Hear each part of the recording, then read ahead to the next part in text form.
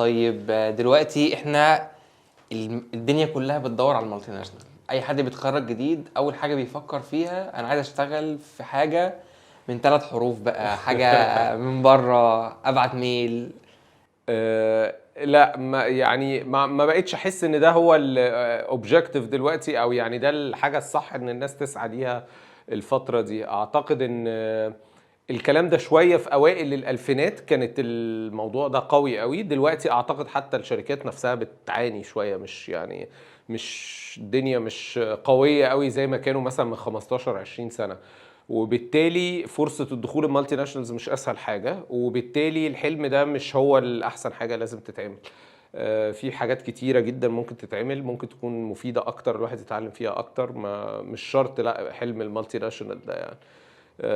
فيعني لو حد بيسألني بقول له يعني لو جت أهلا وسهلا، ولو جت لك هتجيلك علشان أنت بقيت يعني شاطر في حاجات معينه وعندك سكيلز معينه، فتقدر يعني الشركات شافت ان ده شيء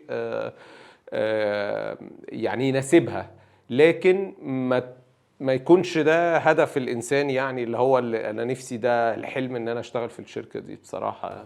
وايه الحاجات اللي الشركه تشوفها ان انت بقيت شاطر فيها عشان تاخدك عشانها مثلا؟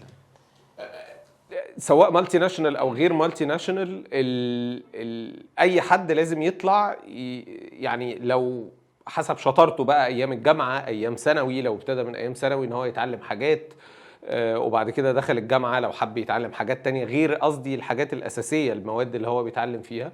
يعني طبعا زي ما كل الناس عارفه التعليم اللي انت بتتعلمه في الجامعه او في المدرسه ده جميل ومفيد وكل حاجه. انا واحد اشتغلت في صميم تخصصي في الجامعه، فده حاجه ما بتحصلش كتير. واخدت التكست بوكس من الجامعه رحت بيها المصنع اول ما الانتاج. اتخرجت. اخدت كتب الانتاج رحت حاططها جنبي في الشغل زي ما هي، فنفس الحاجه.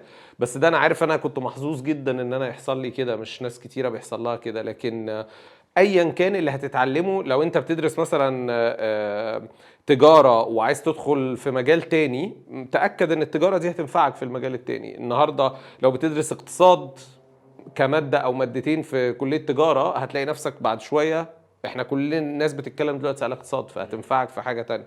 فهي الشطارة ان انت تحاول تجمع سكيلز ومهارات ومعلومات على قد ما تقدر.